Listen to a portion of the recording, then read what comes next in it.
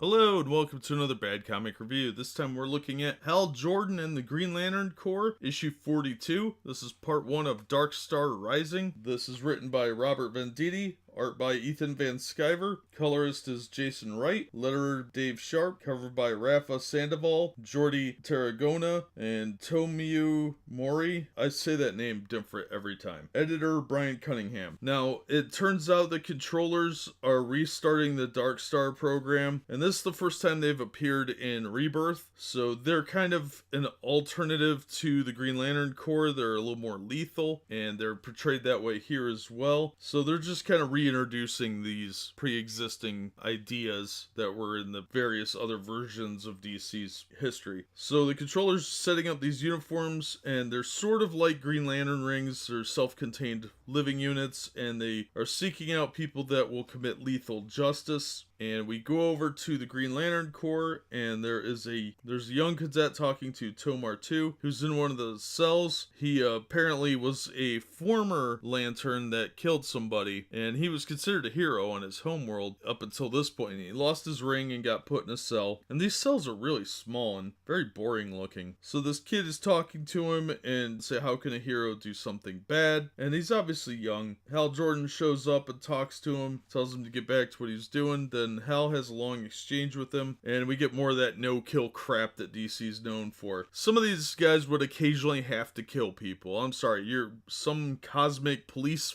officer. The chances are that you come across somebody like General Zod, you're not going to be able to arrest them, as we learned last storyline. So it stands to reason that occasionally they would have to use lethal force, just like any police officer might end up having to do that. But there's a little bit of moralizing. It's not too heavy-handed, but it's a little annoying. This guy's a little more jaded than your typical one. I kind of liked him, actually. But the Darkstar uniform seems to rebel against the controllers, and it goes straight to this guy, and it's the first one of the uniforms to go out, and he accepts the rules, which is, do you wish to enforce lethal justice with the Darkstars, the uniform says, and he says yes, and it bonds around him and adjusts to his bio needs or whatever, and he knocks Hal out and takes off, effectively escapes, and they think of it as an escape with help from the outside. They don't know what they're up against yet, but he's heard the term before, and the uniform had said it, so Hal knows it's the Darkstars, but he's never encountered them in this rendition of DC. So it's a interesting idea. The cover image does not happen in here, but it was a good story, very good start to it. The art's fabulous, the story was really good,